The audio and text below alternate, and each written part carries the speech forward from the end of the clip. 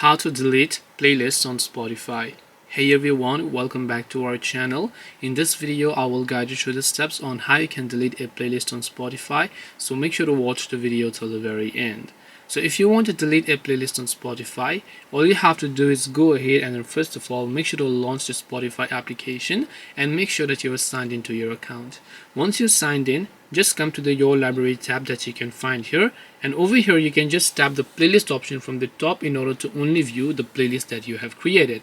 So as you can see, in my case I have got a couple of playlists. So if I would like to delete a particular playlist, long press on that playlist here, and from the bottom you'll find an option known as delete playlist. So when you tap on delete playlist option, you can just tap the delete option to delete that particular playlist. And this way you can delete a playlist on Spotify. Hope this video was very helpful. If you have got any more questions, then feel free to also leave them down below. Thank you for watching till the end of this tutorial, and see you soon in our next video.